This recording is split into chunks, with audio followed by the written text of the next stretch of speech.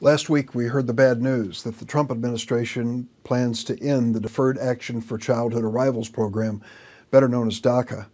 DACA provides temporary legal status to immigrant students if they register with the government, pay a fee, pass criminal and national security background checks. The young people protected by DACA are also known as Dreamers. They came to the United States as children. They grew up singing the Star-Spangled Banner and pledging allegiance to the American flag. It was 7 years ago that Republican Senator Dick Lugar of Indiana and I sent a letter to President Obama asking him to establish this program. The President responded to our request, and DACA has been a huge success. Almost 800,000 Dreamers have come forward and received DACA protection. It's allowed them to contribute more fully to the country as teachers, nurses, engineers, first responders, and members of our military. But today, across the nation, thousands of Dreamers and their families and friends are afraid. Because of this administration's decision to end DACA, almost 800,000 young people who were brought to the U.S. as children will lose their ability to work and be subject to deportation. Ending DACA will set in motion rolling mass deportations over the course of the next 2 years. Don't believe the spin. Repealing DACA was never about putting America first or protecting American workers.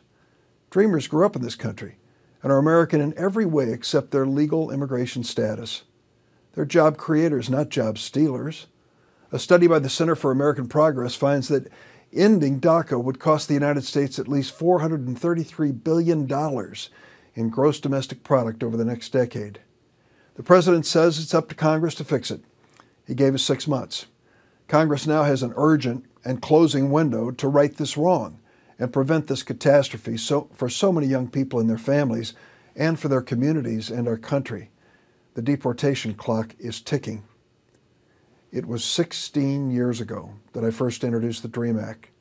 This bipartisan legislation would give a path to citizenship to Dreamers. In July, I introduced the most recent version of it with my friend Lindsey Graham, a Republican of South Carolina. This bipartisan bill has also been introduced in the House of Representatives. On Wednesday, President Trump agreed to begin negotiations to pass the bipartisan DREAM Act.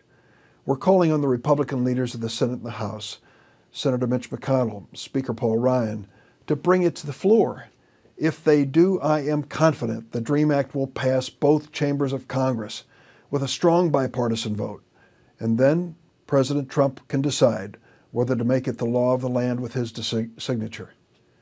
When we introduced the DREAM Act in the Senate, Lindsey Graham said, "The moment of reckoning is coming." Well, that moment has arrived. The American people are calling for us to do the right thing. 75% of Americans, 70% of Republicans want the Dreamers to stay in this country they call home. It's time to stand up.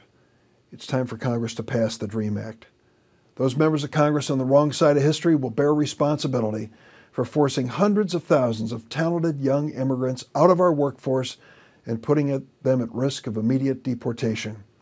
As for this senator, I'll do everything in my power to protect these Dreamers and give them the chance to become citizens so they can contribute to a brighter future for America. My final message is for all the Dreamers out there who are in despair and worried. Do not lose faith. Keep going to work. Keep working for your families, your communities, and your country. You are not alone. I won't stop fighting for you.